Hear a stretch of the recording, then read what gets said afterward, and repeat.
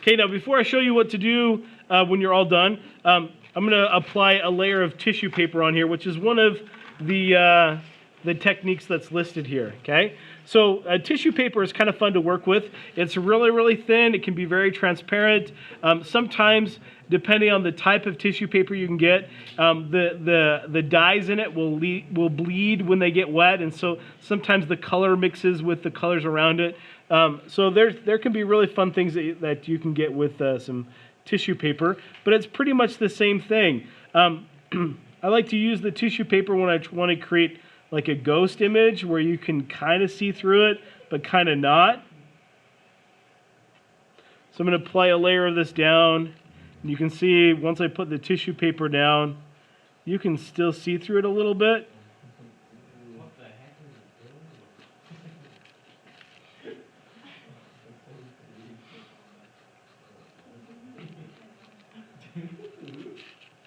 But because it's so thin, you can also kind of use it to build up a texture. I need to put a little bit more down right there.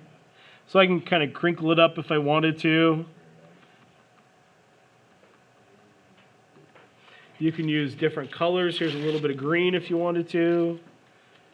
I don't think, this one I think is not the type that bleeds, but we'll see.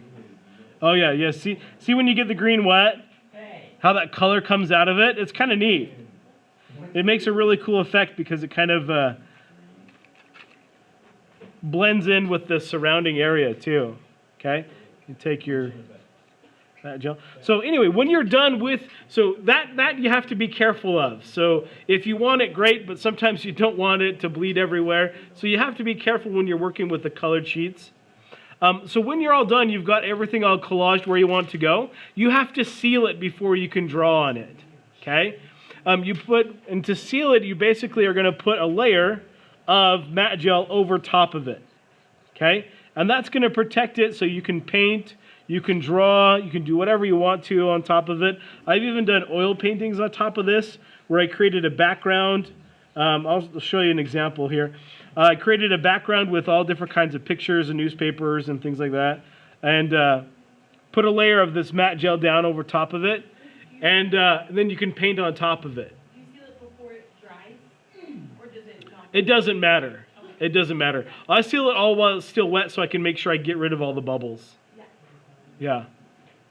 So I just kind of keep an eye on it, make sure that it's not going to bubble up where I don't want it to. I can see the paper's kind of bunched up over here. And I kind of like that, so maybe I want to work with that.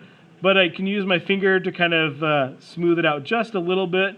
So it still has a little bit of a texture to it, maybe not so much, but if you want to bring out the texture so there's a lot more of it, you can do that as well. Okay? But you got to let this dry all the way before you do anything with it. Okay?